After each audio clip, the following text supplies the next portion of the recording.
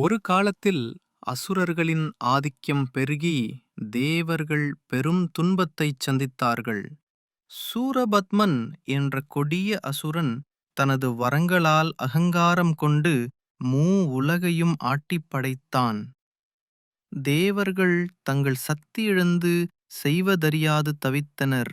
அவர்களின் முகத்தில் சோகமும் பயமும் குடிகொண்டிருந்தன. இந்த துன்பத்திலிருந்து விடுபட தேவர்களுக்கு ஒரு வழிதான் இருந்தது.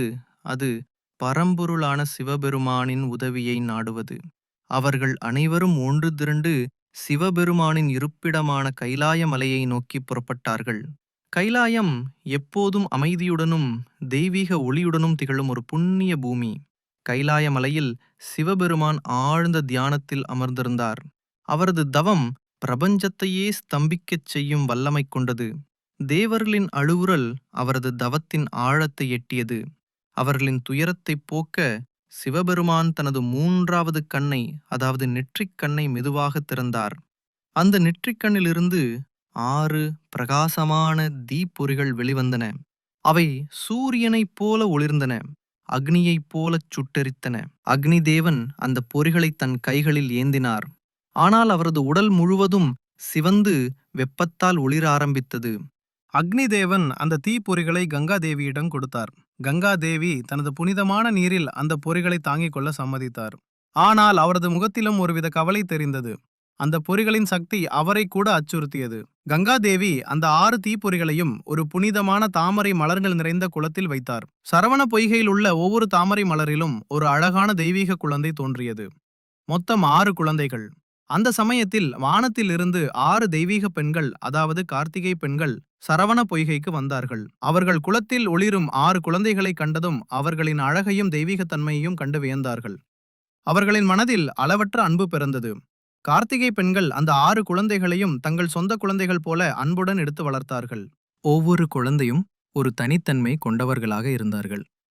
ஒரு குழந்தை துணிச்சலாகவும், ஒரு குழந்தை ஞானத்துடனும், ஒரு குழந்தை அன்பாகவும், ஒரு குழந்தை விளையாட்டாகவும், ஒரு குழந்தை பலத்துடனும், ஒரு குழந்தை அமைதியாகவும் இருந்தார்கள். இந்த சமயத்தில் சிவபெருமானின் துணைவியும் பிரபஞ்சத்தின் அன்னையுமான பார்வதி தேவி தனது குழந்தைகளை காணும் ஆவலுடன் கைலாயத்திலிருந்து சரவண பொய்கையை நோக்கி வந்தார். அவரது முகத்தில் ஒரு தாய்மையின் அளவற்ற அன்பு நிறைந்திருந்தது. பார்வதி தேவி சரவண பொய்கையை அடைந்தார். அங்கே 6 கார்த்திகை பெண்களுடன் தனது 6 குழந்தைகளையும் கண்டார். அவரது கண்களில் அளவற்ற அன்பு பொங்கியது. அவர் ஒவ்வொரு குழந்தையையும் தனது குழந்தையாக உணர்ந்தார். ஆம், அதுதான் முருகப்பெருமான். முருகப்பெருமானின் தெய்வீகத் தோற்றத்தைக் கண்ட தேவர்கள் மகிழ்ச்சியில் ஆர்ப்பரித்தார்கள். அவர்கள் வானத்திலிருந்து மலர்களை தூவி முருகப்பெருமானின் பிறப்பை கொண்டாடினார்கள். அவர்களின் துயரங்கள் நீங்கின. கார்த்திகை பெண்கள் தாங்கள் வளர்த்த குழந்தைகள் ஒரு தெய்வீக உருவமாக மாறியதைக் கண்டு பெருமையடைந்தார்கள். அவர்களின் முகத்தில் அளவற்ற மகிழ்ச்சி தெரிந்தது. சிவபெருமானும் பார்வதி தேவியும் முருகப்பெருமானை பார்த்து புன்னகைத்தார்கள். முருகப்பெருமான் தனது சக்தி வாய்ந்த வேலாயுதத்தை ஏந்தினார். அந்த வேல் பிரகாசமாக ஒளிர்ந்தது. அது அசுர சக்தியை அழிக்கும் வல்லமை கொண்டது. முருகப்பெருமான் தனது வாகனமான மயிலின் மீது கம்பீரமாக அமர்ந்தார். முருகப்பெருமான் அசுரர்களை அழிக்கவும் தேவர்களை காக்கவும் புறப்பட்டார். அவரது வேகம் காற்றையும் மிஞ்சியது. அவர் செல்லும் வழியில் அசுர சக்திகள் நடுங்கின. முருகப்பெருமான் அசுரர்களின் தலைவனான சூரபத்மனை எதிர்த்து போரிட்டார். போர் மிகவும் உக்கிரமாக இருந்தது. இரு தரப்பிலும் பெரும் சேதங்கள் ஏற்பட்டன. கடைசியில் முருகப்பெருமான் தனது வேலாயுதத்தால் சூரபத்மனை அழித்தார். சூரபத்மன் தனது அகங்காரத்தை விட்டுவிட்டு முருகப்பெருமானின் வாகனமான மயிலாகவும் கொடியாகிய சேவலாகவும் மாறினான். அசுரர்களின் அழிவை கண்ட தேவர்கள் முருகப்பெருமானை போற்றினார்கள். அவர்கள் மகிழ்ச்சியில் ஆர்ப்பரித்தார்கள். பிரபஞ்சத்தில் அமைதி திரும்பியது. முருகப்பெருமான் தனது 6 படை வீடுகளில் அமர்ந்து பக்தர்களுக்கு அருள்பாலிக்கிறார். ஒவ்வொரு வீடும் ஒரு தனித்துவமான அழகுடனும் தெய்வீக சிறப்புடனும் திகழ்கிறது. சரவண பொய்கை முருகப்பெருமானின் பிறப்பிற்கு பிறகு மீண்டும் அமைதியாகவும் தெய்வீக ஒளியுடனும் திகழ்கிறது. அது ஒரு புனிதமான இடமாக போற்றப்படுகிறது.